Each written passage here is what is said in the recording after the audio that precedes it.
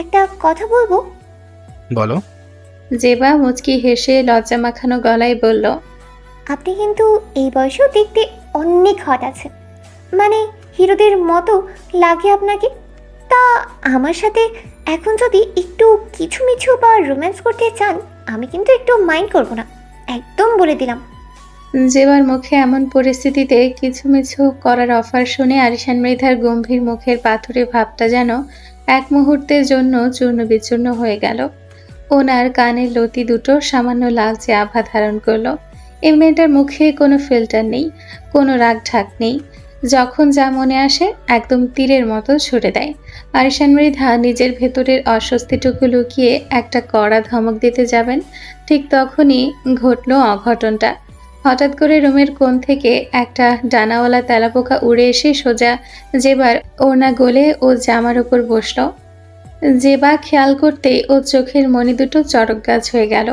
মুহূর্তের মধ্যে রোম্যান্সের ভূত মাথা থেকে কর্পূরের মতো উবে গিয়ে সেখানে ভর করলো আতঙ্ক। ও 1 সেকেন্ডের ভগ্নাংশেও আর কোনো চিন্তাভাবনা না করে ব্যাঙের মতো একটা লাফ দিয়ে বিকট চিৎকার জুড়ে দিল। ওরে বাবারে, খেয়ে ফেললো রে, তেলাপোকা বাঁচান! চিৎকার করতে করতেই ও ডিরেক্ট আরিশান মৃধার গায়ের উপর ঝাঁপিয়ে পড়ে ওনার কোমরে 2 পা আর গলায় 2 হাত পেঁচিয়ে বানরের মতো ঝুলে পড়ল। হুট করে এমন আকস্মিক আক্রমণের শিকার হয়ে আরিশান মৃধা ভারসাম্য হারাতে গিয়েও নিজেকে সামলে নিলেন। ওনার শক্ত 2 হাতে জেবার কোমরটা আগলে ধরতে বাধ্য হলেন। জেবা তখনও ওনার কোল ঘেঁষে চোখ মুখ কুঁচকে ওনার ঘাড়ে নিজের মুখটা গুজে দিয়ে অনবরত কাঁদছে আর বিড়বিড় করছে, মরে গেলাম, ওটা আমার জামায় উঠেছে, মেরে ফেলুন ওটাকে প্লিজ। আরিশান মৃধার বিরক্তির পারদ এবার একদম তুঙ্গে চড়ল। একটা সামান্য তেলাপোকার জন্য এই মেয়ে হুলস্থুল কাণ্ড বাঁধিয়ে দিয়েছে। উনি যেবার পিঠে একটা আলতো চাপ দিয়ে গম্ভীর গলায় বললেন, ছাড়ো জেবা, কি শুরু করেছো এসব? নামো নিচে। না, আমি নামবো না। নিচে ডাইনোসর ঘুরছে, আমি নামলেই কামড়ে দেবে। জেবা ওনার গলা আরো শক্ত করে জড়িয়ে ধরে বাচ্চাদের মতো জেদ ধরল। আরিশান মৃধা একটা দীর্ঘশ্বাস ফেললেন। ওনার এই জেদি আর অলস বউকে এখন জোর করে নামাতে গেলেও আরও বেশি চিৎকার করে পুরো বাড়ি মাথায় তুলবে। অগত্যা উনি আর কোনো উপায় না পেয়ে জেবাকে এই অবস্থাতেই কোলে শক্ত করে চেপে ধরলেন। ওনার গম্ভীর মুখে চরম বিরক্তি নিয়ে উনি ধীর পায়ে ওই রুম থেকে বেরিয়ে নিজের বেডরুমের দিকে হাঁটা দিলেন। করিডর পার হয়ে আরিশান মৃধা নিজের রুমের দরজা ঠেলে ভেতরে ঢুকলেন। রুমটা সম্পূর্ণ শান্ত আর থমথমে। উনি সোজা খাটের কাছে এগিয়ে গিয়ে জেবাকে আলতো করে কিং সাইজ বেডের নরম গদির ওপর বসিয়ে দিলেন। নিজের গলা থেকে জেবার হাত দুটো ছাড়িয়ে নিয়ে সোজা হয়ে দাঁড়ালেন এবং কোটের বোতাম খুলতে খুলতে অত্যন্ত ঠান্ডা গলায় বললেন, এখানে চুপচাপ বসে থাকো।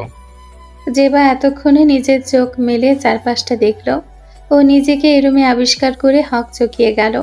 চোখ দুটো বড় বড় করে আরিশান মৃধার দিকে তাকিয়ে আমতা আমতা করে জিজ্ঞেস করলো, আপনি আমাকে আপনার রুমে কেন এনেছেন? আরিশান মৃধা ওনার কোটটা খুলে পাশের একটা স্ট্যান্ডে ঝোলাতে ঝোলাতে অত্যন্ত স্বাভাবিক কণ্ঠে বললেন, এটা এখন তোমারও রুম, আজ থেকে এখানেই থাকবে তুমি। কথাটা বলে আরিশান মৃধা আর কোনো উত্তরের অপেক্ষা না করে কাভার থেকে নিজের একটা ক্যাজুয়াল ট্রাউজার আর টি শার্ট বের করে নিলেন। তারপর জেবার দিকে আর এক পলকও না তাকিয়ে শটান ওয়াশরুমের দিকে চলে গেলেন। পর মুহূর্তেই ওয়াশরুমের দরজাটা আটকে যাওয়ার শব্দ হলো। জেবা খাটের ওপর স্তব্ধ হয়ে বসে রইল, যেন নিজের কানকেও বিশ্বাস করতে পারছে না। এ বুইড়া ব্যাটা ওকে নিজের রুমে থাকার অনুমতি দিয়ে দিল, তাও পাকাপাকি ভাবে। জেবার ভেতরে ছটফটে মনটা এবার খুশিতে নেচে উঠল। ও বিছানা থেকে উঠে দাঁড়াতে গিয়েও আবার ধপ করে খাটের নরম গদিতে পিঠ ঠেকিয়ে শুয়ে পড়ল। হাত বাড়িয়ে বিছানার রেশমি চাদর আর নরম তুলতুলে গদিটা ছুঁয়ে দেখল। অদ্ভুত এক সুবাস ছড়িয়ে আছে পুরো বিছানাময়, ঠিক আরিশান মৃধার শরীরে সেই চেনা চেরি পারফিউমের গন্ধ। জেবা খুশিতে খাটের এপাশ থেকে ওপাশ গড়াগড়ি খেতে লাগলো। ওর বিশ্বাসই হচ্ছে না যে এখন থেকে সুন্দর রুমটা ওরও। গড়াগড়ি খাওয়া শেষ করে জেবা বিছানায় হাঁটু গেড়ে বসে রুমের চারপাশটা নিখুঁতভাবে পর্যবেক্ষণ করতে লাগলো। রুমটা সত্যিই অনেক বড়, জেবার আগের রুমটার চেয়ে প্রায় দ্বিগুণ। একপাশে একটা দামি মখমলের সোফা সেট পাতা, যার সামনে একটা কাচের টি টেবিল, দেওয়াল ঘেঁষে বিশাল কাঠের কাবার্ড। তার ঠিক পাশেই একটা বড় ড্রেসিং টেবিল, যেখানে আলিশান মৃধার কিছু নামি দামি ব্র্যান্ডের ঘড়ি আর পারফিউমের বোতল সাজানো। ঘরের এক কোণে রয়েছে একটা বিশাল বইয়ের তাক। জেবা কৌতূহল নিয়ে ওটার দিকে তাকালো। সেখানে সারিবদ্ধভাবে সাজানো নানা ফিকশনাল বই, থ্রিলার, উপন্যাস আর কিছু ভারী ওজনের মোটিভেশনাল বই। পুরো রুমটার গাম্ভীর্য দেখে জেবা মনে মনে ভাবল, বাহ, জামাইয়ের চয়েস আছে বলতে হবে। এখন শুধু এই গম্ভীর রুমে আমার একটু একটু কালারফুল ছোঁয়া লাগাতে হবে। 2 দিন পর যখন এখানে আমাদের বাচ্চা হামাগুড়ি দেবে, তখন এই গম্ভীর রূপ এমনিতেই গায়েব হয়ে যাবে। ভাবনাটা আসতেই জেবা ওড়না দিয়ে নিজের মুখটা ঢেকে একাই লজ্জায় লাল হয়ে হেসে উঠল। ওয়াশরুম থেকে তখনও পানির ঝিরঝির শব্দ আসছে, আর জেবা খাটের মাঝখানে বসে নিজের নতুন সাম্রাজ্য বিজয়ের আনন্দে বিভোর হয়ে রইল। বাইরের একটানা ঝিরে ঝিরে বৃষ্টির শব্দে চারপাশটায় এক মায়াবী নিস্তব্ধতা নেমে এসছে। অরি জানালার গ্লাসের বাইরে তাকিয়েছিল, ভেবেছিল বৃষ্টি কমলে হয়তো তারা বাড়ির উদ্দেশ্যে রওনা দিবে, কিন্তু সারিমের তেমন কোনো তাড়া আছে বলে মনে হলো না। অরিয়া থাকতে না পেরে আস্তে করে বলল, আমরা কি বাড়ি ফিরবো না সারিম? সারিম সোফায় হেলান দিয়ে বসে বসে তখন ফোন স্ক্রল করছিল। ও ফোনের স্ক্রিন থেকে চোখ না তুলেই এক শব্দে উত্তর দিল, না, কেন? যেতে ইচ্ছে করছে না। সারিমের এমন অনড় জবাবে অরি এবার আর কিছু বলল না। অরিকে চুপ করে থাকতে দেখে সারিম সোফা থেকে উঠে ওর কাছাকাছি এসে দাঁড়ালো। জানালার বাইরে বৃষ্টির দিকে তাকিয়ে ও আচমকা অরিকে প্রস্তাব দিল, বাইরে চমৎকার আবহাওয়া চন্দ্রিমা, চলো রাতে কোথাও থেকে একটু ঘুরে আসি। সারিমের মুখে রাতের বেলা ঘুরতে যাওয়ার অফার শুনে অরি মনে মনে ভীষণ খুশি হয়ে গেল, কিন্তু এই খুশির মাঝেই হুট করে ওর মনটা দমে গেল। অরি নিজের পোশাকের দিকে তাকিয়ে মন খারাপ করে বলল, কিন্তু আমার তো এইখানে পরার মতো কোনো ড্রেস নেই, এই পোশাকে কিভাবে যাব? সারিম অরির চেহারার মলিন ভাবটা মুহূর্তেই ধরে ফেলল। ও মুচকি হেসে পকেট থেকে ফোনটা বের করে বলল, এইটুকু বিষয়ের জন্য মন খারাপ করার কোনো দরকার নেই বউ, তুমি একটু ওয়েট করো। কথাটা বলেই সারিম দ্রুত কাউকে একটা কল লাগালো। ওপাশ থেকে কল রিসিভ হতেই ও গম্ভীর কিন্তু মার্জিত গলায় বলল, আপনার কাছে মেয়েদের লেটেস্ট যে কালেকশনগুলো আছে সেগুলো নিয়ে একটু আমাদের ফ্ল্যাটে আসুন এখনই। সারিম ফোনটা রাখতেই অরি কৌতূহল সামলাতে না পেরে জিজ্ঞেস করলো, কাকে ফোন দিলেন? সারিম ফোনটা পকেটে পুরে বলল, পাশের ফ্ল্যাটে একজন ভদ্রমহিলা থাকেন, ওনার কাপড়ের বিজনেস আছে। অরি চোখ বড় বড় করে বলল, তা এতগুলো আনতে কেন বলেন? পরার মতো জাস্ট একটা হলেই তো চলে। সারিম অরির কথার কোনো উত্তর না দিয়ে শুধু হাসল।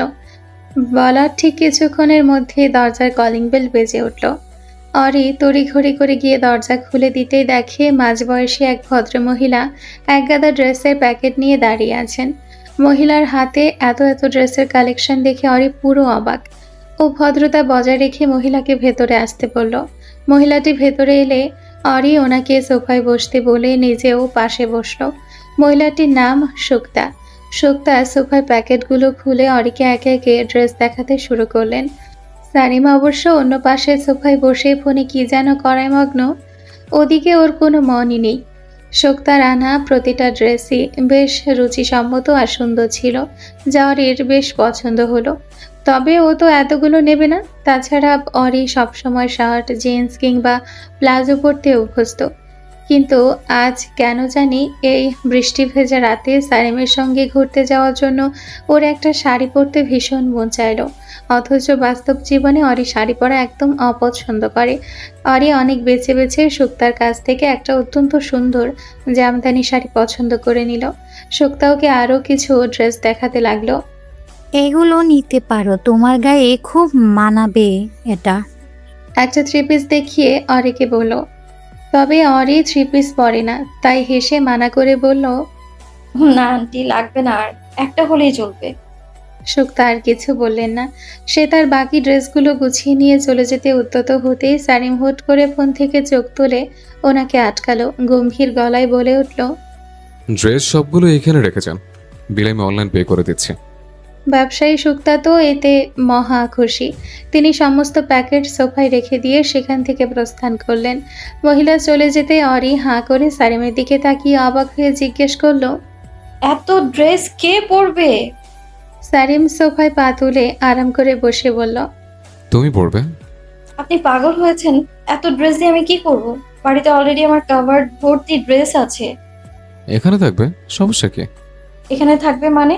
আমরা এখানে আসবো আর নাকি? সারিম এবার সোফা থেকে উঠে অরির একদম কাছে চলে এলো। ওর কোমরে দুহাত গলিয়ে দিয়ে ফিসফিস করে বলল, যখন রোমান্সের মুড আসবে তখন দুজনে এখানে চলে আসবো। আমাদের ডিস্টার্ব করার মতো আর কেউ থাকবে না। ড্রেসগুলো কাছে আসবে তখন তোমার। সারিমের মুখে এমন নির্লজ্জ কথা শুনে অরি পুরো লাল হয়ে গেল। এই লোকের মুখ দিয়ে যখন যা আসে কোনো দ্বিধা ছাড়াই বলে দেয়। ও সারিমের বুকে একটা ধাক্কা দিয়ে বলল, অসভ্য। সারিম চোখজোড়া কপালে তুলে বলল, অসভ্য হলাম আমি? আবার কি করলাম? এভাবে বারবার আমার উপর মিথ্যা অপবাদ দিতে থাকলে কিন্তু সত্যি সত্যি অসভ্যের মতো কিছু একটা করে ফেলবো, বলে দিলাম। অরি আর কোনো কথা বলল না। ও মুখে এক চিলতে লজ্জা মাখা মুচকি হাসি ফুটিয়ে সারিমকে এক ঝটকায় সরিয়ে দিয়ে রুমের দিকে চলে গেল সাজগোজ করতে। প্রায় আধ ঘন্টা পর অরি আজ খুব যত্ন নিয়ে সারিমের জন্য শাড়িটা পরেছে। ওর বাদামের সিল্কি চুলগুলো আজ ক্লিপ দিয়ে না আটকে পিঠের ওপর ছেড়ে দিয়েছে। চোখে চিরচেনা রিডিং গ্লাসটা টেবিলের ওপর খুলে রাখলো। চোখের পাতায় সামান্য গ্লিটার আর ঠোঁটে হালকা লিপ গ্লস লাগিয়েছে, ব্যাস। এতটুকুতেই অরিকে একদম ভুবন মোহিনী সুন্দরী দেখাচ্ছিল। অরি আয়নায় নিজেকে দেখে মনে মনে ভেবেই নিয়েছে, সারিম আজ ওর এই রূপ দেখে প্রশংসা না করে যাবে না। ও অত্যন্ত খুশি মনে ধীর পায়ে সারিমের সামনে গিয়ে দাঁড়ালো। সারিম তখনও সোফায় বসে এক মনে ফোনের স্ক্রিনে কি যেন করছিল। অরি ওর দৃষ্টি আকর্ষণ করার জন্য গলা ঝেড়ে হালকা একটা কাশি দিল। কাশির শব্দ শুনে সারিম ফোন থেকে চোখ তুলে অরির দিকে তাকালো, কিন্তু ওর চোখে কোনো বিস্ময় বা মুগ্ধতার রেশ দেখা গেল না। অত্যন্ত স্বাভাবিক প্রতিক্রিয়াহীন চোখে অরিকে এক পলক দেখল। সারিমের এমন শীতল চাউনি দেখে অরির বুকের ভেতরটা ধক করে উঠল। ওর ভীষণ খারাপ লাগলো। নিজের কৌতূহল সামলাতে না পেরে নিজ থেকে সারিমকে জিজ্ঞেস করে বসলো, আমার কেমন লাগছে? সারিম এবার অরির দিকে পুরোপুরি না তাকিয়ে পুনরায় ফোনে চোখ রেখে এক লাইনে উত্তর দিল, ভালো। ব্যাস, আর কিছু না। সারিমের এহেন উদাসীন আর অবহেলামূলক আচরণে অরির বুকের ভেতরটা তীরের মতো বিঁধল। ভীষণ কষ্ট পেল ও। চোখের কোণে জমে উঠল এক রাশ অভিমান। যে মেয়ে কোনোদিন শাড়ি পরা পছন্দ করে না, সে আজ এই লোকটার জন্য সেজেছে, অথচ লোকটার একটু প্রশংসাও জুটল না কপালে, শুধু একটা শুকনো ভালো। রাগে অভিমানে অরির চোখে জল চলে এলো। ও আর এক সেকেন্ডও সেখানে দাঁড়ালো না, গট গট করে রুমে ফিরে এলো। সোফায় রাখা শুক্তার সেই ব্যাগের ভেতর থেকে একটা ঢিলে ঢালা ওভারসাইজড শার্ট আর প্লাজো টেনে বের করলো। রাগের চোটে গায়ের শাড়িটা টেনে হিঁচড়ে গা থেকে খুলে ছুঁড়ে ফেললো বিছানায়। এই বেয়াদব লোকটার জন্য সাজাটাই ওর বৃথা। অরে আবার সেই নিজের চেনা পুরনো ফ্রেমে ফিরে গেল। ঢিলে ঢালা ওভারসাইজড শার্ট প্লাজো গায়ে জড়ালো। টেবিল থেকে রিডিং গ্লাসটা নিয়ে চোখে পড়ল। পিঠের ওপর ছড়ানো চুলগুলোকে টেনে টুনে একটা অবিন্যস্ত খোপা করে ব্যান্ড দিয়ে আটকে নিল। ওর এতক্ষণে সুন্দর ঘোর আর ঘোরের মুড দুটোই সারিম এক নিমিষে ধুলোয় মিশিয়ে দিয়েছে। এসব ভেবে অরি এবার শক্ত পায়ে ড্রয়িং রুমের দিকে গেল। ও আজ কোথাও যাবে না। সারিমকে পরিষ্কার মুখে এটা জানিয়ে দিয়ে ও ঘুমিয়ে পড়বে, এই হলো ওর শেষ সিদ্ধান্ত। অরি ড্রয়িং রুমে পা রাখতেই অরিকে চরমভাবে চমকে দিল সারিম। অরিকে আসতে দেখে সারিম ওর ফোনটা পাশে রেখে সোফা থেকে উঠে দাঁড়ালো। ধীর পায়ে অরির দিকে এগিয়ে আসতে লাগলো। সারিমের চোখে ধারালো দৃষ্টি এবার সরাসরি স্থির হলো অরির ওপর। ও অরিকে আপাত মস্তক একবার ফুটিয়ে দেখল। অরি কিছু বলার জন্য মুখ খোলার আগেই সারিম ওর খুব কাছে এসে দাঁড়ালো। নিজের একটা শক্ত হাত বাড়িয়ে ও অরির নরম চিবুকটা আলতো করে ছুঁয়ে উপরে তুলল। তারপর অরির কানের খুব কাছে নিজের মুখটা নামিয়ে নিয়ে গভীর মাদকতা ভরা ফিসফিসে কণ্ঠে বলল, তোমাকে সীমাহীন সুন্দর লাগছে বউ। প্লিজ এভাবে আমার সামনে এসে মনের ভেতর আর নতুন করে দোলা লাগিও না। তোমার এলোমেলো রূপ দেখলে নিজেকে সামলাতে বড্ড হিমশিম খেতে হয় আমার Chandrima. I want let me see you জান। সারিম। শব্দটা উচ্চারণ করে সারিম নিজের তর্জনীটা অরির কাঁপতে থাকা ঠোঁটের ওপর চেপে ধরল। অরির বুকের ভেতর তখন হাজারটা ড্রাম একসঙ্গে বাজছে। এ লোকটার মতিগতি বোঝার সত্যিই দায়। এইমাত্র যে লোকটা শাড়ি পরা রূপ দেখে একটা শুকনো ভালো বলে মুখ বেরিয়ে নিয়েছিল, সে এখন এই সাধারণ এলোমেলো রূপে ওকে দেখে এভাবে ঘায়েল হচ্ছে। সারিমের চোখে ধারালো এবং গভীর চাহনি অরিকে এক চুলও নড়তে দিল না। অরি 2 হাত দিয়ে নিজের শার্টের নিচের অংশটা শক্ত করে চেপে ধরল। ও কোনো মতে ঢোক গিলে নিজেকে স্বাভাবিক করার চেষ্টা করলো, কিন্তু সারিমের উপস্থিতি ওকে ক্রমশ অবশ করে দিচ্ছিল।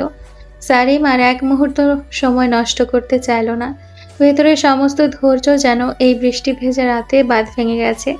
অরি কিছু বুঝে ওঠার আগেই সারিম আচমকা নিচু হয়ে এক ঝটকায় অরিকে 2 বাহুর বন্ধনে বন্দি করে কোলপালিশের মতো শূন্যে তুলে নিল। হুট করে এভাবে কোলডাঙা হওয়ায় অরি চমকে উঠে একটা মৃদু চিৎকার দিয়ে উঠল। সারিম কি করছেন? ছাড়ুন আমায়, নামান বলছি। সারিম অরির কোনো বারণ শুনল না, যেন ও এখন এক মায়াবী ঘোরের মধ্যে তলিয়ে গেছে। ওর পেশিবহুল 2 হাত অরিকে শক্ত করে বুকের সঙ্গে লেপ্টে ধরে রাখল। সারিম অরির ছটফটানিকে সম্পূর্ণ উপেক্ষা করে ধীর পায়ে ড্রয়িং রুম বেরিয়ে সোজা বেডরুমের দিকে হেঁটে গেল। পায়ের ধাক্কায় বেডরুমের দরজাটা আধো বন্ধ করে ওর সোজা গিয়ে দাঁড়ালো বিছানাটার পাশে। অত্যন্ত আলতো করে সারিম অরিকে নরম বিছানার ওপর শুইয়ে দিল। অরি বিছানায় পিঠ ঠেকাতেই তড়িঘড়ি করে উঠে বসার চেষ্টা করলো, কিন্তু তার আগেই সারিম ওর 2 পাশে নিজের হাত রেখে বিছানায় ঝুঁকে পড়ল। সারিমের এই আকস্মিক রূপ দেখে অরির চোখের রিডিং গ্লাসটা সামান্য বাঁকা হয়ে গেল। ও নিজের হাত দিয়ে সারিমের বুকটা ঠেলে দূরে রাখার আপ্রাণ চেষ্টা করতে করতে বলল, সারিম প্লিজ একদম কাছে আসবেন না, আমার ভালো লাগছে না কিন্তু। সারিম ততক্ষণে ওর নিজের উপর নিয়ন্ত্রণ ধরে রাখতে পারল না। চোখ দুটো যেন এক অদ্ভুত নেশায় বুঁদ হয়ে আছে। ও এক হাত দিয়ে অরির 2 হাত এক জায়গায় এনে বিছানার সঙ্গে চেপে ধরল এবং অন্য হাত বাড়িয়ে অত্যন্ত অধৈর্য হয়ে অরির শার্টের ওপরে বোতামটা খুলতে গেল। ওর আঙ্গুলের স্পর্শে অরি শিউরে উঠল। সারিম অরির কানের কাছে নিজের তপ্ত শ্বাস ফেলে অত্যন্ত কাতর এবং গম্ভীর গলায় বলল, আজকে আর আটকেবে না বউ। I have no control over my self. পেছনে যত ভুল করে এসেছে তার জন্য আমি সত্যি সরি চন্দ্রিমা। সামনে তো আমাকে খুব করে আগলে রাখবো, কোনো কষ্ট পেতে দেব না। এখন যে আমাকে একটু আদর করতে দাও জান। কথাটা শেষ করে সারিম পরম আবেশে চোখ দুটো বুজে অরির ওষ্ঠাধর নিজের ঠোঁটে চেপে ধরার জন্য যেই না আরো ঝুঁকে পড়ল। সারিমের ঠোঁট অরির ঠোঁট স্পর্শ করার ঠিক 1 মিলিমিটার আগেই অরি আচমকা 2 চোখ শক্ত করে বন্ধ করে বাচ্চাদের মতো মুখ হাঁ করে বিকট শব্দে কেঁদে উঠল। অরির এই আকস্মিক গগনবিতারী কান্নার শব্দে সারিমের ভেতরে সমস্ত নেশা আর উত্তেজনা 1 সেকেন্ডের ভগ্নাংশে কর্পূরের মতো উড়ে গেল। যেন জ্বলন্ত আগ্নেয়গিরির উপর 1 বালতি বরফ শীতল পানি ঢেলে দেওয়া হয়েছে। সারিম ভ্যাবাচাকা খেয়ে চোখ বড় বড় করে অরির দিকে তাকিয়ে রইল। অরি যেভাবে গলা ছিঁড়ে হাত পা ছুঁড়ে বাচ্চাদের মতো কান্না জুড়ে দিয়েছে, তাতে মনে হচ্ছে ওকে আদর নয় বরং কেউ ধরে মারধর করছে। সারিমের মুডটা একদম তিতকুটে হয়ে গেল। সে প্রচণ্ড বিরক্তি আর অস্বস্তিতে নিজের 2 কানে হাত দিয়ে চেপে ধরে ঝটকা মেরে অরির ওপর থেকে সরে বিছানার অন্য পাশে গিয়ে বসল। হোয়াট দ্য, এটা কি শুরু করলে চন্দ্রিমা? সারিম বিরক্ত গলায় বলে উঠল। সারিম গা থেকে সরতেই অরি বিছানার মাঝখানে হাঁটু গেড়ে ধপ করে বসে পড়ল। চোখের রিডিং গ্লাসটা ততক্ষণে নাক থেকে খসে বিছানায় পড়ে গেছে। চোখে জল, নাকে জল, এক করে ও অনবরত কেঁদেই চলেছে। কোনো থামাথামি লক্ষণই নেই। ওর কান্না দেখে মনে হচ্ছে যেন বিশাল বড় কোনো বিপর্যয় ঘটে গেছে। সারিম কিছুক্ষণ সেভাবেই বসে রইল। অরির এই একটানা কান্না ওর সহ্য হচ্ছিল না। ও একটা দীর্ঘশ্বাস ফেলে বিরক্তি ঝেড়ে আবার অরির দিকে একটু এগিয়ে গেল। অরির কাঁধে একটা হাত রেখে নরম গলায় জিজ্ঞাসা করলো, বউ কাঁদছো কেন এইভাবে? আমি তো জোর করিনি, ছুঁয়েও নি তোমাকে। তাহলে এত কান্নার কি আছে? কি হচ্ছে তোমার, বলবে তো নাকি? অরি কান্নার বেগ আরো বাড়িয়ে দিয়ে হিক্কা তুলতে তুলতে শার্টের হাতা দিয়ে চোখ মুখ মুছল। তারপর সারিমের দিকে তাকিয়ে অত্যন্ত নিষ্পাপ আর ভয়ার্ত গলায় বলল, আমি আপনাকে কখনো শারীরিক সুখ দিতে পারবো না সারিম। আপনি প্লিজ মাইন্ড করবেন না, আমায় ছেড়ে দিন। সারিম এবার পুরো আকাশ থেকে পড়ল। ও ভ্রুকুচকে চোখ সরু করে অরির দিকে তাকিয়ে রইল। এ মেয়ে হুট করে এসব কি আষাঢ়ে গল্প ফেঁদে বসলো। কেন, কি সমস্যা তোমার? অরি নাক টেনে কান্না ভেজা গলায় ডুকরে উঠে বলল, আমি ওসব করবো না সারিম। অমন করতে গিয়ে ইন্টারনেটে কত নিউজ দেখেছি আমি। প্রচুর রক্তপাত হয়, অনেক কষ্ট হয়, তারপর অনেকে মারা যায়। আমি এত তাড়াতাড়ি মরতে চাই না, আমার খুব ভয় করে। অরির মুখে এমন অদ্ভুত আজগুবি যুক্তি শুনে সারিম কয়েক মুহূর্তের জন্য বাকরুদ্ধ হয়ে গেল। ও বুঝতে পারল না হাসবে নাকি কাঁদবে। এই একবিংশ শতাব্দীতে দাঁড়িয়ে অরের মতো পড়াশোনা করা একটা মেয়ে ইন্টারনেটের উল্টোপাল্টা নিউজ দেখে কী সব ভয়ানক ধারণা মাথায় নিয়ে বসে আছে। সারিম নিজের কপালে হাত দিয়ে একটা লম্বা শ্বাস ছাড়ল। রাগ, বিরক্তি আর হতাশা এসে ভর করল ওর ওপর। দুই হাতে নিজের মাথা চেপে ধরে কয়েক সেকেন্ড চুপ করে রইল। তারপর একটা দীর্ঘশ্বাস ফেলে অরির দিকে তাকালো। অরি তখনও গুটিসুটি মেরে বিছানার এক কোণে বসে আছে। ওর গাল বেয়ে পানির দাগ লেপ্টে আছে। বড় বড় চোখ দুটো দিয়ে সারিমকে দেখছে, যেন সারিম কোনো মানুষ নয়, আস্ত একটা রাক্ষস।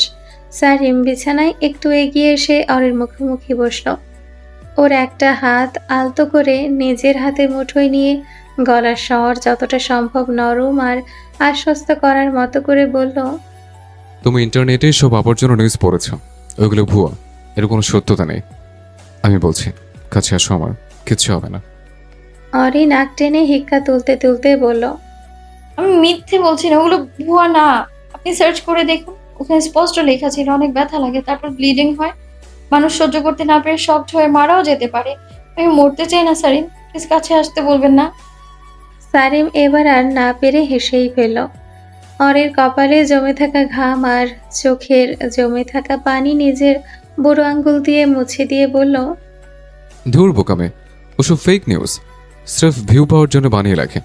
তুমি তো পড়াশোনা জানো একটা মেয়ে, ইন্টারনেটে সব কথা বিশ্বাস করতে আছে?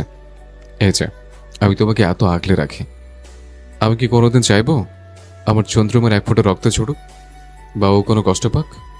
অরি সারিমের চোখের দিকে তাকালো। সারিমের গলার স্বর আর চোখের মায়া ওকে একটু শান্ত করলো, কিন্তু ভেতরের ভয়টা পুরোপুরি কাটলো না। ও ফিসফিস করে বলল, কিন্তু সবাই তো বলে প্রথমবার নাকি অনেক কষ্ট হয়। আপনি আমাকে বানিয়ে বানিয়ে মিথ্যে সান্ত্বনা দিচ্ছেন না তো? একদম না আমার জান। সারিম অরির হাতটা নিজের ঠোঁটের কাছে নিয়ে একটা মৃদু চুমু খেলো। কষ্ট কেন হবে?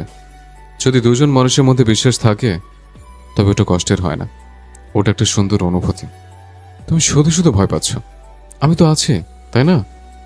তুমি শুধু নিজেকে আমার কাছে একবার সঁপে দিয়েই দেখো, বাকিটা আমি সামলে নেব। অরি কিছুক্ষণ চুপ করে সারিমের বুকের দিকে তাকিয়ে রইল। সারিমের তপ্ত শ্বাস ওর মুখে এসে লাগছে। তাহলে আপনি আমাকে কথা দিন। কি কথা বলো? সারিম অরির মুখের দিকে ঝুঁকে এসে জিজ্ঞেস করলো। ওর চোখ দুটো আবার সেই চেনা নেশায় বুঁদ হতে শুরু করেছে। কথা দিন, আপনি আমায় একটু কষ্ট দেবেন না। আর যদি বলি ছেড়ে দিন বা আমার কষ্ট হয় খুব, আপনি তখনই আমায় ছেড়ে দেবেন, একদমই জোর করবেন না। বলুন রাজি। অরি অত্যন্ত ভয়ার্ত আর নিষ্পাপ চোখে সারিমের দিকে তাকিয়ে শর্তটা দিল। সারিম অরির এই সরলতা দেখে মনে মনে হাসল। অরির গালটা আলতো করে ছুঁয়ে বলল, তোমার স্বামী তোমার উপর কোনো জোর করবে না, প্রমিস। অরি আস্তে করে মাথা নাড়ল। ওর সম্মতি পেতেই সারিমের ভেতরের এতক্ষণের চেপে রাখা তৃষ্ণা যেন দ্বিগুণ হয়ে জেগে উঠল। ও আর এক মুহূর্ত নষ্ট না করে অরিকে আলতো করে বিছানায় শুয়ে দিল। এবার আর অরি বাধা দিল না, তবে ওর শরীরটা তখনও সামান্য কাঁপছিল। সারিম ধীরে সুস্থে অরি রিডিং গ্লাসটা টেবিলের উপর রাখলো। তারপর আবার ফিরে এসে অরির উপর ঝুঁকে পড়ল। ওর ধারালো চাউনি অরির সমস্ত সত্তাকে অবশ করে দিচ্ছিল। সারিম পরম আবেশে অরির কপালে, দুই চোখে আর গালে নিজের ঠোঁটের স্পর্শ দিল। অরি চোখ দুটো শক্ত করে বন্ধ করে সারিমের শার্টের কলারটা খামচে ধরল। সারিমের হাত দুটো এবার অরির কোমরের দুপাশে শক্ত করে চেপে বসল।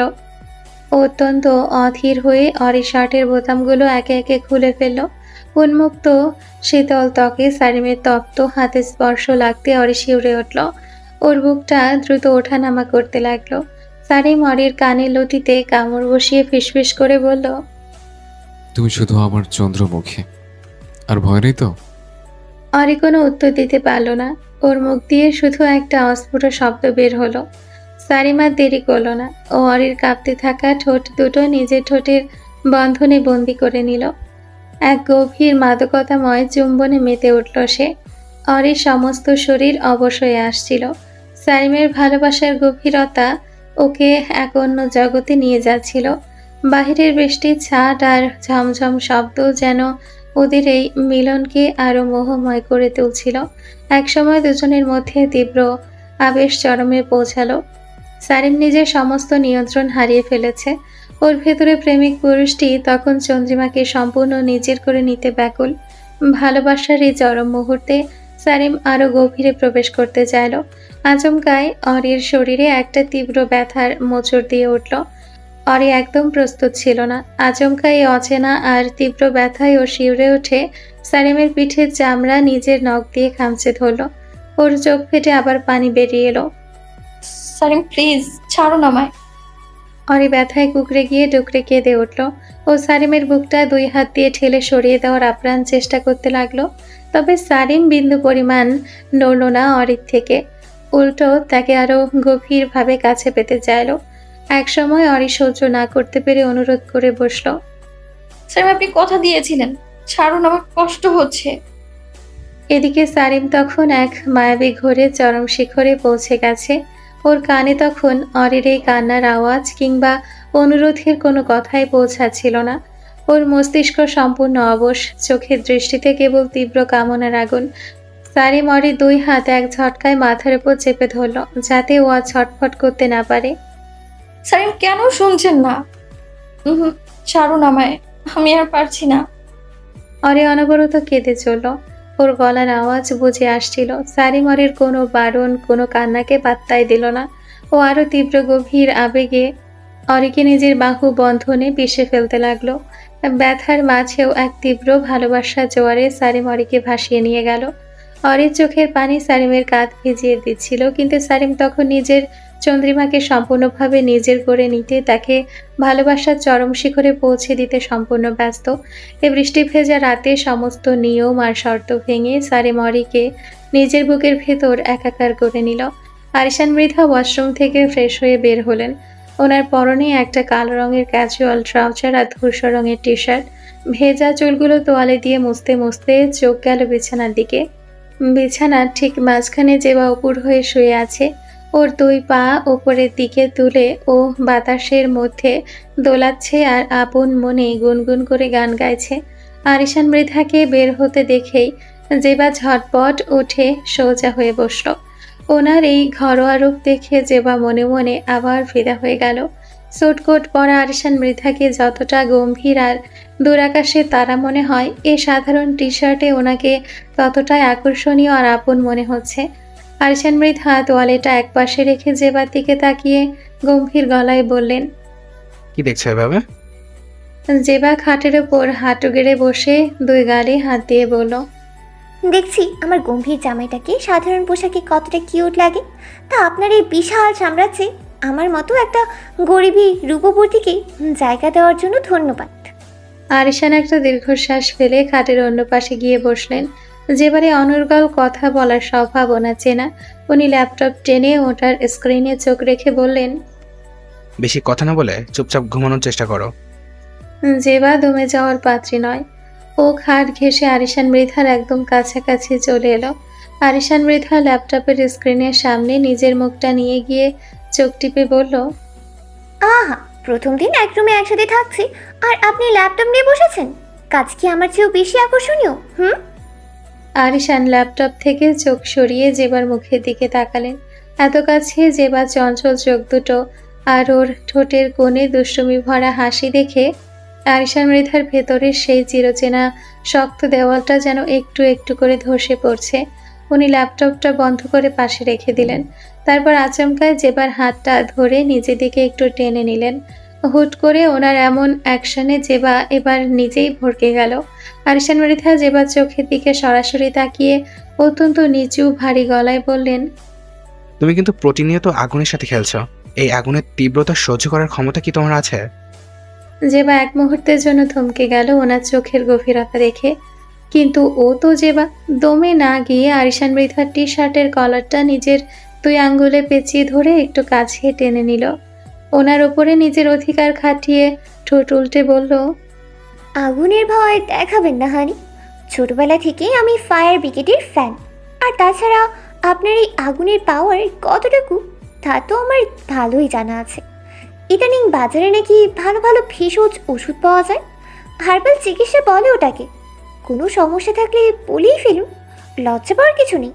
স্বরাষ্ট্রমন্ত্রী বলি কথা, দেশের এত প্রেশার নিতে গিয়ে নিজের ভিতরের মেশিন যদি আবার হ্যাং মেরে বসে থাকে, তখন তো লসটা আমারই। জেবার মুখে খোঁচা মারা কথা শুনে আরিশান মৃধার চোয়াল শক্ত হয়ে গেল। কপালের রক্তটা রাগে দপদপ করে উঠল। আন্তরা মৃধাও বোধ হয় জীবনেও ওনার সঙ্গে এমন রসিকতা করার সাহস দেখায়নি। আর এই পিচ্চি মেয়েটা সরাসরি ওনার পুরুষত্ব নিয়ে খোঁচা মারছে, তাও আবার হারবালের খোঁটা দিয়ে। নিজের ভেতরের উপচে পড়া রাগটাকে চরম শক্তিতে দমনের চেষ্টা করলেন আরিশান মৃধা। মাথাটা ভো ভো করছে ওনার। আগে ওই ছ্যাবলা ছেলেটা দিন রাত জ্বালাতো, আর এখন এই নতুন আপদ এসে জুটেছে। কিন্তু ওনাকে শান্ত থাকতে হবে।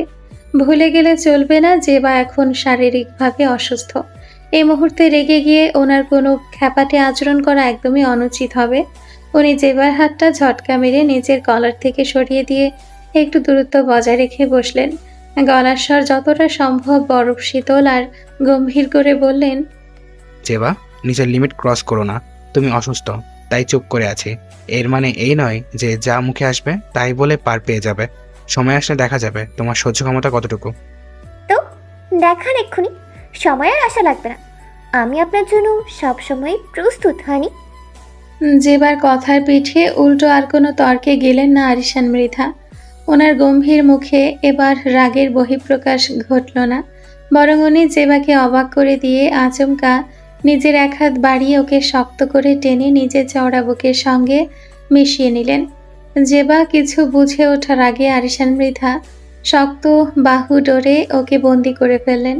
অত্যন্ত ধীরস্থিরভাবে জেবার মাথায় নিজের হাত বোলাতে লাগলেন। ওনার গম্ভীর কণ্ঠস্বর থেকে সমস্ত রুক্ষতা উধাও হয়ে সেখানে স্থান নিল এক অদ্ভুত শান্ত সুর। উনি শুধু একটি শব্দ উচ্চারণ করলেন, ঘুমাও। জেবা এই আকস্মিক পরিবর্তনে বেশ চমকিত হলো। লোকটা এতটা শান্ত কিভাবে হয়ে গেল তা কিছুতেই মাথায় ঢুকলো না ওর। আরিশান মৃধা কোনো কৈফিয়ত না দিয়ে অনবরত জেবার রেশমি চুলে নিজের আঙ্গুল চালিয়ে বিলি কেটে দিতে থাকলেন, মাথায় হাত বোলাতে থাকলেন। আরিশান মৃধার এই শান্ত রূপটা জেবার মনের ভেতর একটা তীব্র ভালো লাগার আলোড়ন সৃষ্টি করলো। ভেতরের অবাধ্য অনুভূতিগুলো যেন ডানা মেলে উঠতে শুরু করলো। জেবা কখনো ভাবেনি এই গম্ভীর ধরা ছোঁয়ার বাইরে লোকটার এত কাছাকাছি সে কোনোদিন আসতে পারবে, তাও আবার ওনার বুকের এত গভীরে। জেবা নিজের দুহাতে আরিশান মৃধাকে শক্ত করে জাপটে ধরল, যেন এই আশ্রয়টুকু ও কোনোভাবেই হারাতে চায় না। ও ওনার বুকে নিজের মুখটা পরম শান্তিতে ঘষতে লাগলো। আরিশান মৃধা চুপচাপ নিজের পিচ্চি বউটার বাচ্চামিতে ভরা কার্যকলাপগুলো দেখতে ব্যস্ত হলেন। জেবা তখনও ওনাকে বাচ্চাদের মতো জড়িয়ে ধরে ওনার বুকে অনবরত নাক ঘষে চলেছে। ওনার গায়ে চেনা সুবাস টেনে নিচ্ছে নিজের ভেতর। এ পুরো ব্যাপারটা আরিশান মৃধার কাছেও প্রশান্তির মতো ঠেকল। অজান্তেই তার ঠোঁটের কোণে এক চিলতে হাসির আভাস দেখা দিল। কিন্তু পরক্ষণে জেবা দেখার আগেই উনি সেই হাসি মিলিয়ে ফেলে নিজের চিরচেনা গম্ভীর ভাবটা ফিরিয়ে আনলেন। জেবা বুক থেকে আস্তে করে চোখ তুলে ওনার মুখের দিকে চাইল।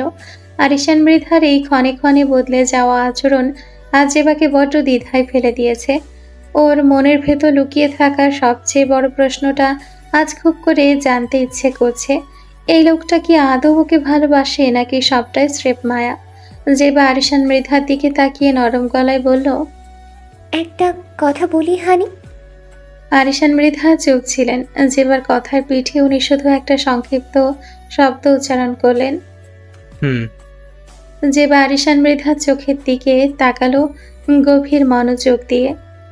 আরিশান মৃধাও ওনার গম্ভীর ধারালো দৃষ্টিতে ওর দিকেই তাকিয়েছিলেন। দুজনের এই চোখাচোখি আর নীরবতার মাঝে জেবা হঠাৎ করে বুক ঠিপ ঠিপ করা প্রশ্নটা করেই ফেলল। আপনি কি আমাকে ভালোবাসেন? যেবারে আকস্মিক প্রশ্নে আরিশান মৃধা বিন্দু মাত্র চমকালেন না। ওনার চেহারার নির্বিকার ভাব দেখে মনে হলো উনি আগে থেকেই জানতেন যে বা এইরকম কিছু একটা বলতে চলেছে বা ওনার কাছে এই উত্তরটাই জানতে চাইবে। উনি চোখের পলক না ফেলে একদম নিষ্পৃহ গলায় বললেন, না। সরাসরি এমন একটা নির্মম উত্তর শুনে জেবার বুকের ভেতরটা ছ্যাদ করে উঠল। ও দমে না গিয়ে কাঁদো কাঁদো গলায় বলল, তাহলে এত সব আমার জন্য কেন করছেন? আরিশান মৃধা এক মুহূর্ত সময় না দিয়ে জবাব দিলেন, দায়িত্ববোধ। দায়িত্ববোধ শব্দটা জেবার কানে তপ্ত সীসার মতো ঠেকল। মনে মনে খুব কষ্ট পেল জেবা। চোখের কোণে এক ফোঁটা জল চিকচিক করে উঠল। জেবা নিজেকে সামলে নিয়ে ভাঙা গলায় বলল, দায়িত্ববোধ? হাসলো জেবা, বিষাদ মাখা হাসিটা। তার মানে আপনি এখনো আন্তার আন্টিকেই ভালোবাসেন? আরিশান মৃধা এবারও কোনো লুকো ছাপা করলেন না। উনি ওনার আগের জায়গাতেই অটল থেকে বললেন, হয়তো। এই একটা বাক্যে জেবাকে ভেতরে ভেতরে ভেঙে চুরমার করে দিল। ও একটা দীর্ঘশ্বাস ফেলে তেল ধারণের মতো তাচ্ছিল্যের হাসি হাসল। নিজের এই করুণ পরিস্থিতির ওপর নিজে হাসল সে। ধীর গলায় বলল, তাহলে আমার থেকে বাচ্চা কেন চান? আরিশান মৃধা স্বভাবসুলভ কণ্ঠে উত্তর দিলেন, প্রয়োজন তাই। প্রয়োজন? তার মানে আপনি আমাকে সির্ফ প্রয়োজনে ব্যবহার করছেন? আরিশান মৃধা এবারও ওনার চাউনি স্থির রেখে শীতল গলায় বললেন। হয়তো। যেবার সারা শরীর কাঁপতে লাগলো। ও শেষবারের মতো করুণ চোখে তাকিয়ে ওনার কাছে জানতে চাইল, আমাকে একটু ভালো কেন বাসলেন না? আরিশান মৃধা ওনার দৃষ্টি সরিয়ে নিয়ে উদাসীন গলায় বললেন। জানি না। জেবা আরিশান মৃধার এই শেষ কথাটি শোনার পর আর কিছুই বলল না। সে তার কাঙ্ক্ষিত উত্তর পেয়ে গেছে। লোকটা ওকে প্রয়োজনে ব্যবহার করছে। ওনার জীবনে ওনার দায়িত্বের খাতিরে একটা পুতুলের মতো স্থান দিয়েছে উনি জেবাকে। অরির জন্য সারিমের মতো কোনো ভালোবাসা ওনার মনে জেবার জন্য নেই। জেবা আসলে একটু বেশি এক্সপেক্ট করে ফেলেছিল লোকটার কাছ থেকে। ও ভুলে গিয়েছিল এই লোকটা এখনো নিজের প্রথম স্ত্রীকে মন প্রাণ দিয়ে ভালোবাসে। শুধু শুধু জেবা এই দুজনের পবিত্র ভালোবাসার মাঝে খলনায়িকার মতো এন্ট্রি নিল। ও নিজের ভালোবাসা পায়নি তো কি হয়েছে? জেবা মনে মনে এক কঠিন সিদ্ধান্ত নিয়ে নিল। লোকটাকে সে আবার ওনার প্রথম ভালোবাসার সাথে মিলিয়ে দেবে। জেবা আর এই সম্পর্কে জোর করে থাকতে চায় না। জেবা ততক্ষণে নিজেকে আরিশান মৃধার বুক থেকে জোর করে ছাড়িয়ে নিয়ে এসছে। আরিশান মৃধা বইয়ের অভিমান আর দূরত্ব তৈরি করাটা বুঝে ওকে আটকানোর কোনো চেষ্টা করলো না। জেবা ওনার থেকে মুখ ফিরিয়ে বিছানার অন্য পাশে গিয়ে দেওয়ালের দিকে ফিরে শুয়ে পড়ল।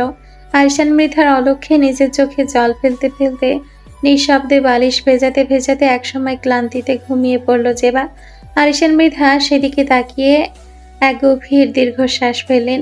নিকষ কালো অন্ধকার আর একটানা ঝিরিঝিরি বৃষ্টির মাঝে লাল রঙের প্রাইভেট কারটি শহরের মূল সড়ক ছেড়ে নির্জন পরিত্যক্ত উপকণ্ঠের দিকে এগিয়ে চলল। গাড়ির ভেতরে গম্ভীর নীরবতা। পেছনের সিটে বসা আন্তারা মৃধার মুখের কালো মাস্কটা তখনও খোলা হয়নি। ড্রাইভিং সিটে বসে অত্যন্ত সাবধানে স্টিয়ারিং ধরে আছেন সোলাইমান শেখ। কপালে চিন্তার ভাঁজ। বারবার লুকিং গ্লাসে পেছনে তাকিয়ে আন্তারা মৃধার রহস্যময় অবয়বটা বোঝার চেষ্টা করছেন তিনি। বেশ কিছুক্ষণ চলার পর গাড়িটা একটা ভাঙাচোরা রাস্তার মাথায় এসে থামল। সোলেমান শেখ হেডলাইটের আলোয় চারপাশটা দেখে কিছুটা অস্বস্তি বোধ করলেন। গাড়ি থেকে প্রথমে নামলেন আন্তারা মৃধা। ওনার দেখা দেখি সোলেমান শেখও ছাতা মাথায় দিয়ে গাড়ি থেকে নেমে এলেন। চারদিকে চোখ বুলিয়ে দেখলেন সামনে একটা বিশাল পরিত্যক্ত পুরনো ফ্যাক্টরি দাঁড়িয়ে আছে। দেওয়ালের আস্তর খসে পড়েছে। চারপাশটা আগাছার ভুতরে অন্ধকারে ছেয়ে গেছে। বৃষ্টির শব্দে জায়গাটা আরো বেশি গা ছমছমে লাগছে। সলোমন শেখ ছাতাটা একটু উঁচিয়ে ধরে আন্তরা মৃধার দিকে তাকিয়ে সন্দিহান ও কিছুটা বিরক্ত গলায় জিজ্ঞাসা করলেন, এটা কোন জায়গা আন্তারা? রাতের বেলায় এমন বৃষ্টির মধ্যে আমাকে কেন নিয়ে এসেছো? আন্তরা মৃধা ওনার দিকে সরাসরি না তাকিয়ে ফ্যাক্টরির বিশাল লোহার গেটের দিকে এগিয়ে যেতে যেতে অত্যন্ত ঠান্ডা গলায় বললেন, সময় হলেই সব বুঝতে পারবে সোলেমান। বেশি প্রশ্ন না করে আমার পেছন পেছন এসো। সলেমান শেখের মনের ভেতর ডাক ডেকে উঠল কেন জানি। আরিশান মৃধার স্ত্রী হিসেবে আন্তরা মৃধাকে উনি বহু বছর ধরে চিনলেও স্ত্রী জাহরিমা শেখদারের সঙ্গে আন্তরা মৃধার বেশ বন্ধুত্বপূর্ণ সম্পর্ক ছিল। দুজনেই একই হাসপাতালে জব করত। সেই থেকে আন্তরা মৃধার সাথে ওনার ফ্রেন্ডলি সম্পর্কটা আরও এক ধাপ এগিয়েছিল। কিন্তু আজ আন্তরা মৃধার এই রূপটা সম্পূর্ণ অচেনা, এক থমথমে রহস্যে ঘেরা মনে হচ্ছে তার কাছে। তবুও কৌতূহল আর অবাধ্য টানে উনি আন্তরা মৃধাকে অনুসরণ করে পেছনে পেছনে হাঁটতে লাগলেন। ফ্যাক্টরি বিশাল মরচে ধরা লোহার গেটটি সামান্য খোলাই ছিল। তারা দুজন ভেতরে প্রবেশ করলো সেই গেট ধরে। ভেতরে প্রবেশ করতেই হঠাৎ কোনো বাতাস ছাড়াই বিকট একটা সশব্দে ভারী লোহার গেটটি পেছন দিক থেকে নিজে নিজেই বন্ধ হয়ে গেল। যেন কোনো অদৃশ্য হাত ফেরার পথ চিরতরে সিলগালা করে দিল। সলেমান শেখ প্রচণ্ড চমকে উঠলেন। উনি চট করে পিছু ঘুরে গেটটার দিকে তাকালেন। বুকের ভেতরটা এবার ধক করে উঠল। উনি দ্রুত পায়ে আন্তরা মৃধার সামনে এসে তার হাত চেপে ধরে ক্ষিপ্ত গলায় বললেন, দরজা নিজে নিজে বন্ধ হলো কিভাবে? আর আমরা এখানে কেন এসেছি আন্তারা? তুমি বলেছিলে আরিশানের ব্যাপারে খুব গুরুত্বপূর্ণ কিছু কথা বলবে, যা যেবার কান পর্যন্ত যাওয়া যাবে না। তাহলে এইসব কি থিয়েটার হচ্ছে এখানে? আন্তরা মৃধা ওনার হাতটা ঝাড়া মেরে সরিয়ে দিলেন। মুখের মাস্কটা টেনে নিচে নামিয়ে বাঁকা হাসি দিলেন। অত্যন্ত শান্ত কণ্ঠে বললেন, হ্যাঁ, রিল্যাক্স সোলেমান, রিল্যাক্স। এই বয়সী এত হাইপার হতে নেই, নয়তো হার্ট অ্যাটাক হওয়ার সম্ভাবনাটা একটু বেশিই থাকে। সলেমান শেখের এবার রাগ মাথার চাঁদিতে চড়ে গেল। উনি আঙ্গুল উঁচিয়ে গর্জে উঠে বললেন, মস্করা করছো আমার সঙ্গে? আমি আর এক মুহূর্ত এখানে থাকবো না। আন্তরা মৃধা এবার খিলখিল করে উচ্চ শব্দে হেসে উঠলেন। সে হাসির শব্দ পরিত্যক্ত ফ্যাক্টরির দেওয়ালে দেওয়ালে প্রতিধ্বনিত হয়ে এক বিভৎস পরিবেশ তৈরি করলো। উনি হাসি থামিয়ে ঠাট্টা সুরে বললেন, যাও যাও, তোমাকে আটকে রাখছে কে? দরজা খোলো আর চলে যাও। যাচ্ছি তো অবশ্যই, কিন্তু এর ফল ভালো হবে না বলে দিলাম।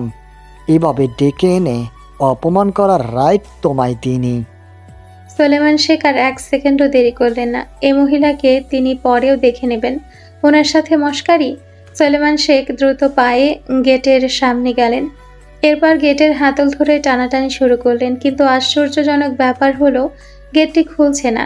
এমন মনে হচ্ছে যেন গেটটি বাইরে থেকে শক্ত কোনো শিকল বা তালা দিয়ে বন্ধ করে দেওয়া হয়েছে। ভেতর থেকে তা খোলার কোনো উপায় নেই। মুহূর্তের মধ্যে সলেমান শেখের গলা শুকিয়ে কাঠ হয়ে গেল। কপালে ঠান্ডা ঘাম জমে উঠল ওনার। ধীর পায়ে পেছনে ফিরে আন্তরা মৃধার পানে চাইলেন। আন্তরা মৃধা তখনও ওনার দিকে তাকিয়ে সেই চেনা বাঁকা হাসিতে মেতে আছেন। চোখে কোনো ভয় নেই, আছে এক পরম অদ্ভুত পৈশাচিকতা। সলেমান শেখের মনে এবার তীব্র সন্দেহ আর আতঙ্কের মেঘ দানা বাঁধল। উনি কাঁপা কাঁপা সন্দিহান স্বরে জিজ্ঞেস করলেন, তুমি আসলে কে আন্তারা? তোমার উদ্দেশ্য কি? আন্তরা মৃধা ওনার কথা শুনে হাসলেন। অদ্ভুত এক ভুতুড়ে হাসি। দেখলেই কেমন গা ছমছম করে ওঠে। সলেমান শেখ তা দেখে একটু ভয় পেয়ে গেলেন। কেন যেন আন্তরা মৃধাকে ওনার মানুষ বলে মনে হচ্ছিল না এই মুহূর্তে। আন্তরা মৃধার মুখভাবের আকৃতি তার ভেতরে অনেক কিছু বুঝিয়ে দিচ্ছিল। এখানে অবিশ্বাস করারও কিছু নেই। যে মহিলা 14 বছর পর ফিরে আসতে পারে, তার ভেতরে কোনো রহস্য থাকবে না, এটা বড্ড বেমানান। এই মুহূর্তে সলেমান শেখের কাছেও ঠিক তেমনটাই মনে হচ্ছে। তখনই আন্তরা মৃধান ধীর লয়ে 2 হাত তুলে হাততালি দিলেন। আর সেই হাততালি শব্দ শেষ হতে না হতেই ফ্যাক্টরির ভেতরে ঘুটঘুটে অন্ধকার কোণ থেকে দুজন দীর্ঘদেহী অবয়ব ধীর পায়ে আলো আধারের মাঝে বেরিয়ে এলো। সলেমান শেখ সেদিকে চাইলেন। প্রথমে অবয়ব দুটোর দিকে সাধারণ অপরাধীর মতো তাকালেন, কিন্তু যখন দুটো অবয়ব সম্পূর্ণ আলোর নিচে এসে দাঁড়ালো, তখন সামনে লোকটার মুখের ওপর চোখ পড়তেই সোলেমান শেখের সারা শরীর বরফের মতো জমে গেল। পায়ের তলা থেকে যেন আস্ত পৃথিবীটায় এক লহমায় সরে গেল। চোখ দুটো ঝাপসা হয়ে আসতে লাগলো, মাথাটা তীব্রভাবে ভোঁ ভোঁ করতে শুরু করলো। নিজের চোখকে বিশ্বাস করতে পারছিলেন না। ওনার ঠোঁট দুটো কাঁপতে কাঁপতে কোনো মতে একটা অস্পষ্ট নাম উচ্চারিত হলো। দেলোয়ার? এটা কিভাবে সম্ভব? লোকটা তো মারা গেছিল। মরা মানুষ আবার জীবন্ত হয়ে আসে কিভাবে? প্রথমে আন্তারা, আর এখন দেলোয়ার। এসব কিছু উনি ঘুমিয়ে ঘুমিয়ে স্বপ্ন দেখছেন না তো? একের পর এক ওনার জীবনে কত কিছু ঘটে যাচ্ছে আর উনি কিছু বুঝেও করতে পারছেন না। আবার কিছু হাজার চেষ্টা করেও বুঝতে পারছেন না। সবকিছু যেন ওনার মাথার উপর দিয়ে যাচ্ছে। যে মানুষকে তিনি বহু বছর আগে মৃত বলে জেনে এসেছেন, সে আজ রক্ত মাংসের শরীরে তার চোখের সামনে দাঁড়িয়ে। দেলোয়ার ধীর পায়ে সোলেমান শেখের দিকে এগিয়ে গেলেন। ঠোঁটের কোণে ঝুলে আছে তার ক্রূর হাসি। সোলেমান শেখের ঠিক কানের কাছে মুখটা নামিয়ে অত্যন্ত নিচু ফিসফিসানি কণ্ঠে তিনি বললেন, অবাক লাগছে তাই না? আমাকে জীবিত দেখে খুব চমকে গেছো দেখি। সোলেমান শেখ তখনও বিস্ময়ের ঘোর কাটিয়ে উঠতে পারছেন না। তার স্তব্ধতার মাঝেই দেলোয়ার নিজের ঠোঁটে আঙ্গুল ঠেকিয়ে একটা চুপ করার মতো শব্দ করলেন। তারপর তাচ্ছিল্যের সুরে বললেন, আফসোস, এত তাড়াতাড়ি আমি মরতে পারলাম না। সোলেমান শেখ নিজের ভেতরের ভয়টাকে কোনো মতে আড়াল করে গলা চড়িয়ে জিজ্ঞাসা করলেন, তোমরা এখানে আমাকে আটকে রেখেছ কেন? আমার সাথে তোমাদের কিসের শত্রুতা? আমাকে যেতে দাও এখান থেকে। পাশ থেকে আন্তরা মৃধা এবার এগিয়ে এলেন। চোখের চাউনি এ মুহূর্তে কোনো সাধারণ মানুষের মতো নয়, যেন এক হিংস্র শিকারীর মতো। তিনি সোলেমান শেখের কথার পিঠে শীতল গলায় বললেন, যেতে তো তোমায় অবশ্যই দেব সোলেমান, তবে সোজা উপরে। সোলেমান শেখের বুকের ভেতরটা ধক করে উঠল। তিনি মরিয়া হয়ে বললেন, মানে আমি তোমাদের কি ক্ষতি করেছি? আমাকে যেতে দাও। আন্তরা মৃধা এবার ওনার মুখোমুখি দাঁড়িয়ে তীক্ষ্ণ স্বরে বললেন, ক্ষতি করতে কতক্ষণ? বেশি কথা না বলে এটা বলো যে ওই লকেটটা কোথায় রেখেছো? কিসের লকেটের কথা বলছো তুমি? কোন লকেট? নাটক বন্ধ করো তোমার। জাহারিমা মারা যাওয়ার আগে তোমার কাছেই সেই লকেটটা রেখে গিয়েছিল। ওইটা আমাদের লকেট, ওইটা আমাদের ফিরিয়ে দাও, তাহলেই তোমাকে ছেড়ে দেব, নয়তো ডাইরেক্ট উপরে পাঠিয়ে দেব। আন্তরা মৃধার মুখে জাহরিমা নাম এবং লকেটের কথা শুনে সোলেমান শেখের স্মৃতিপটে পুরনো সেই ভয়াবহ দিনটি ভেসে উঠল। জাহরিমার আকস্মিক কার অ্যাক্সিডেন্ট হয়েছিল। মৃত ঠিক আগ মুহূর্তে রক্তাক্ত জাহরিমা ওনার হাতে একটা লকেট গুঁজে দিয়েছিল, ব্যাস এইটুকুই। কিন্তু লকেটটা কিসের বা এর গুরুত্ব কী তা জানার আগেই জাহরিমাকে এমার্জেন্সি ওয়ার্ডে ঢুকিয়ে দেওয়া হয় এবং সেখানেই সে শেষ নিঃশ্বাস ত্যাগ করে। জাহরিমার এমন আকস্মিক মর্মান্তিক মৃত্যুতে সোলেমান শেখ মানসিকভাবে তখন পুরোপুরি ভেঙে পড়েছিলেন। স্ত্রীর সেই স্মৃতি ওনাকে বারবার তাড়া করে ফিরত, আর সেই তীব্র মানসিক কষ্ট থেকে বাঁচতেই তিনি ছোট্ট জেবাকে আরিশান মৃধার আশ্রয়ে রেখে নিজেকে গুটিয়ে নিয়ে 5 বছরের জন্য অস্ট্রেলিয়া চলে গিয়েছিলেন। যাওয়ার আগে সেই লকেটটি তিনি আরিশান মৃধার কাছে আমানত হিসেবে রেখে গিয়েছিলেন। এত বছর পার হয়ে যাওয়ায় এবং জীবনে নানা ঝড়ে সেই সামান্য লকেটটির কথা ওনার মনেই ছিল না। তবে সোলেমান শেখ এই মুহূর্তে বুঝতে পারলেন ওটা কোনো সাধারণ লকেট নয়। একটা সামান্য জিনিসের জন্য এই মানুষগুলো এতটা সূক্ষ্ম প্ল্যান করে ওনাকে এখানে ধরে এনেছে, মানে নিশ্চয়ই ওই লকেটে এমন কোনো বড় রহস্য আছে যা এদের খুব প্রয়োজন। এদিকে পরিস্থিতি বেগতিক দেখে সোলেমান শেখ বানিয়ে মিথ্যা বললেন, আমার কাছে কোনো লকেট নেই। আন্তরা মৃধা ওনার দিকে চোখ রাঙিয়ে বললেন, দেখ, যদি বাঁচতে চাস তবে সত্যিটা বলে ফেল। আমরা খুব ভালো করেই জানি তোর কাছেই ওই লকেট আছে। সোলেমান শেখ এবার কিছুটা শক্ত গলায় বললেন, থাকলে বাকি আমি সেটা কেন দিব? এ যাবৎ ধরে পাশে দাঁড়িয়ে থাকা অনুপমা সবকিছুই শুনছিল এবং মনোযোগ সহকারে পর্যবেক্ষণ করছিল। মনে মনে এতক্ষণে মেজাজ ধরে রাখলেও এবার আর তা পারলেন না। দেলোয়ারের দিকে তাকিয়ে ক্ষিপ্ত গলায় বলে উঠল, বাবা, এই বুড়ো এত সহজে মুখ খুলবে না, একে অন্য উপায়ে সোজা করতে হবে, অন্য ব্যবস্থা করো। মেয়ের কথা শুনে দেলোয়ার ঠোঁটের কোণে এক রহস্যময় হাসি ফুটে উঠল। তিনি কোনো কথা না বলে শূন্যে হাত তুলে একটা তুড়ি বাজালেন। সাথে সাথে ফ্যাক্টরির ছাদের অন্ধকার কোণ থেকে দুটো মোটা রশি সশব্দে নিচে নেমে এলো। সোলেমান শেখ কিছু বুঝে ওঠার আগে রশি দুটো ওনার গলায় শক্ত করে পেঁচিয়ে গেল এবং মুহূর্তের মধ্যে ওনাকে উপরের দিকে টেনে ঝুলিয়ে দিল। সোলেমান শেখের পা মাটি থেকে উঁচুতে উঠে গেল, দম আটকে আসতে লাগলো তার। দুই হাত দিয়ে গলার দড়িটা ধরে বারবার বাঁচার চেষ্টা করতে লাগলেন, কিন্তু দড়িটা এতটাই শক্ত যে একটুও নাড়াতে পারলেন না। ওনার ছটফটানি আর ব্যর্থ চেষ্টা দেখে দেলোয়ার উচ্চ শব্দে হেসে উঠলেন, বললেন, চেষ্টা করে কোনো লাভ নেই সুলেমান। ভুলবশত হাত ফসকে গেলে এই জায়গাতেই তোমার মৃত্যু হবে। গলায় ফাঁসের তীব্র যন্ত্রণায় সোলেমান শেখ এবার সত্যি হাল ছেড়ে দিলেন। ওনার এই অসহায় অবস্থা দেখে দেলোয়ার বাঁকা হেসে বললেন, লকেটের বিনিময়ে তোর প্রাণটা ভিক্ষা দিব। তবুও বল, ওই লকেট কোথায়? সোলেমান শেখ আরিশান মৃধার নাম নিতে চেয়েও বললেন না। কিছু একটা ভেবে ফেলল ওনার চতুর মস্তিষ্ক। আজ মরে গেলেও উনি ওই লকেটের ব্যাপারে কিছু বলবেন না বলে ডিসাইড করে নেয়। বলবো না, আগে সত্যিটা জানতে চাই আমি। সোলেমান শেখ এবারও কোনো উত্তর দিলেন না। যন্ত্রণায় ওনার চোখ দুটো উল্টে আসতে লাগলো, শরীর ক্রমশ নিস্তেজ হয়ে পড়তে লাগলো। গলায় ফাঁসের চাপ বাড়তে বাড়তে এক সময় জ্ঞান হারানোর উপক্রম হলো। মাথাটা একদিকে ঝুঁকে পড়ল, সম্পূর্ণ অচেতন হয়ে গেলেন। সোলেমান শেখকে অজ্ঞান হয়ে যেতে দেখে দেলোয়ার হোসেন হাতের ইশারায় দড়িটা নিচে নামানোর নির্দেশ দিলেন। দড়ির বাঁধন আলগা হতে সোলেমান শেখের অচেতন দেহটা ধপাস করে মাটিতে পড়ে রইল। আন্তারা মৃধা ওনার দিকে তাকিয়ে কিছুটা চিন্তিত গলায় বললেন, ও আমাদের ব্যাপারে সবকিছু বাইরে জানাজানি করার আগেই ওকে আমাদের শেষ করে দিতে হবে। দেলোয়ার শান্ত গলায় জবাব দিলেন, এখনই নয় অন্তরা, সময় আসুক। আগে সেই লকেটটা খোঁজার ব্যবস্থা করো। আমাদের হাতে আর বেশি সময় নেই, মাত্র 1 বছর সময় আছে। এর মধ্যে লকেট না পেলে আমাদের সব প্ল্যান শেষ হয়ে যাবে। অনুপমা মাটিতে পড়ে থাকা সোলেমান শেখের দিকে ইশারা করে বলল, তাহলে এই অজ্ঞান বউটাকে নিয়ে এখন কি করব?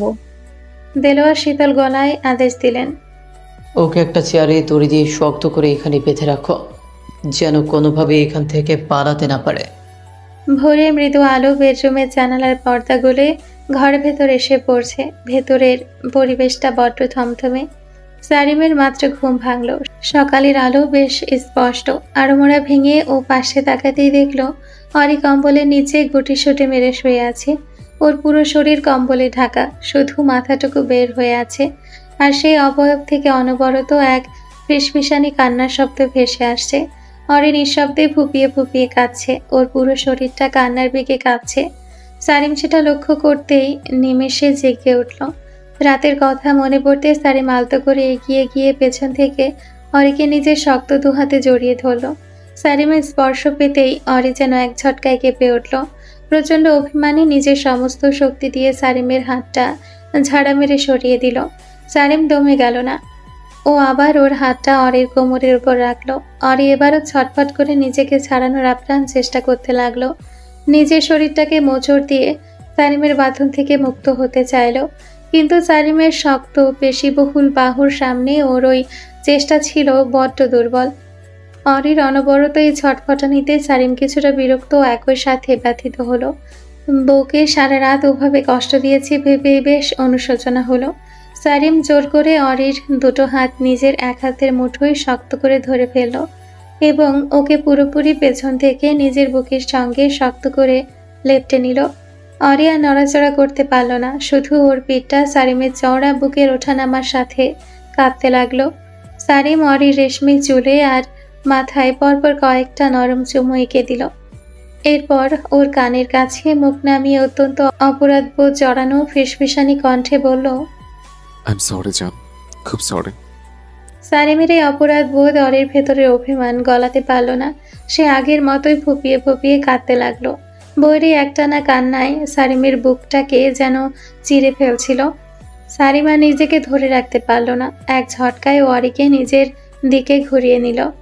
অরি কিছু বুঝে ওঠার আগেই সারিম ওর চোখে, নাকে, কপালে আর গালে নিজের ঠোঁটের পাগলাটে স্পর্শ দিতে লাগলো। ইচ্ছে মতো চুমু খেয়ে অরির কান্নার বেগ থামানোর চেষ্টা করলো। চুমু দেওয়া শেষ করে সারিম অরির লাল হয়ে যাওয়া চোখের দিকে তাকালো।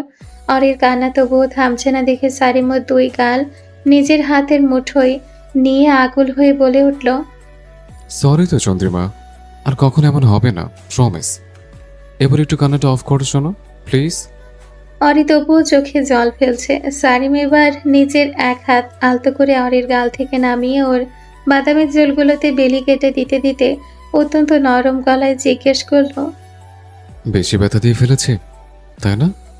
অরি কান্নার মাঝে আলতো করে মাথা উপর নিচ করলো, অর্থাৎ ও সত্যিই খুব কষ্ট পেয়েছে। সারিম বুক কাঁপানো একটা দীর্ঘশ্বাস ফেলে জিজ্ঞেস করলো, কোথায় পেন হচ্ছে? খুব বেশি? অরি সারিমের বুকের দিকে মুখটা লুকিয়ে ডুকরে কাঁদতে কাঁদতে ভাঙা গলায় বলল। সারা শরীরে ব্যথা করছে। স্ত্রীর মুখে এই অসহায় স্বীকারোক্তি শুনে সারিমের নিজের উপর তীব্র ধিক্কার জন্মালো। প্রচণ্ড খারাপ লাগলো। মনে মনে নিজেকে গালি দিল সে।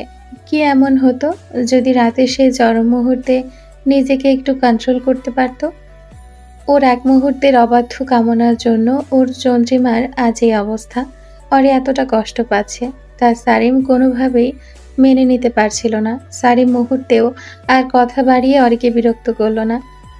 কম্বলটা সরিয়ে অত্যন্ত সাবধানে অরিকে নিজের পাজা কোলা করে কোলে তুলে নিল। অরিকে বিছানা থেকে তোলার সাথে সাথে সারিমের চোখ গেল সাদা চাদরটার এক পাশের দিকে। গাঢ় লাল রঙের রক্তের দাগ লেগে আছে। দাগটা দেখা মাত্রই সারিমের বুকের ভেতরটা মোচড় দিয়ে উঠল। তীব্র অনুশোচনা আর অপরাধ বোধে ওকে গ্রাস করল। অরির কপালের মাঝখানে গভীর ভালোবাসায় দুটো চুমুইকে দিয়ে আবার ফিসফিস করে বলে উঠল, I am so sorry Chandrima, so sorry. Sarim অরিকে কোলে নিয়েই সোজা ওয়াশরুমের দিকে এগিয়ে গেল। সেখানে গিয়েও বাথটাবে হালকা গরম পানি চালু করলো। অরি ব্যথার ঘোরে এবং ক্লান্তিতে চোখ বুজে দুনিয়া ভুলে বসে আছে। সারিম পরম যত্নে অত্যন্ত আলতো হাতে অরিকে বাথটাবের কুসুম কুসুম গরম পানিতে বসিয়ে দিল এবং নিজের হাতে ওকে শাওয়ার করিয়ে দিল। গরম পানির স্পর্শে অরির শরীরের ক্লান্তি আর ব্যথা কিছুটা লাঘব হলো। শাওয়ার করানো শেষ করে সারিম অরিকে একটা নরম টাওয়ালে জড়িয়ে বাইরে নিয়ে এলো। এরপর আলতো হাতে অরির একটা আরামদায়ক ড্রেস পরিয়ে দিল। ভেজা চুলগুলো নরম তোয়ালে দিয়ে মুছে হেয়ার ড্রায়ার দিয়ে খুব সাবধানে শুকিয়ে দিল যাতে ওর ঠান্ডা না লাগে।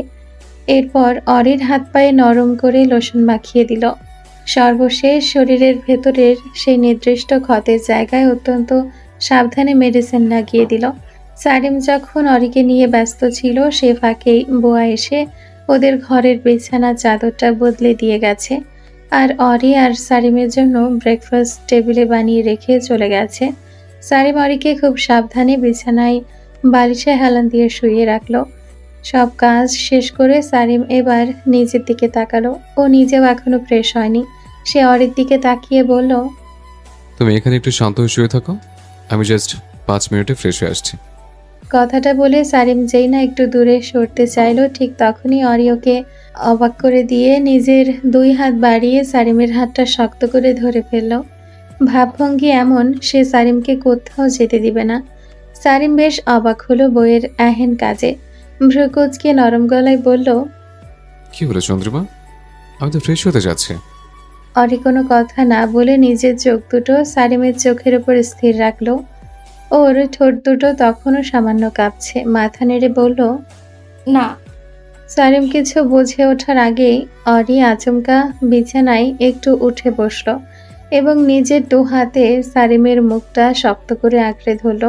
সারিম কিছু বুঝে ওঠার আগেই অরি নিজের কাঁপতে থাকা ঠোঁট দুটো সরাসরি সারিমের ঠোঁটের উপর চেপে ধরল। অরির এই আকস্মিক কাণ্ডে সারিম কয়েক সেকেন্ডের জন্য সম্পূর্ণ স্তব্ধ হয়ে গেল।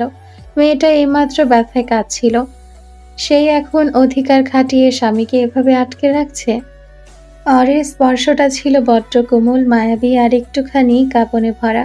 এক অদ্ভুত ব্যাকুলতা মিশেছিল সেই ছোঁয়ায়, কিন্তু কয়েক মুহূর্ত পার হতেই সেই কোমলতা রূপ নিল এক তীব্র জখমে। অরি আচমকা সারিমের নিচের ঠোঁটটা নিজের দাঁতের নিচে চেপে ধরে সজোরে একটা কামড় বসিয়ে দিল। আহ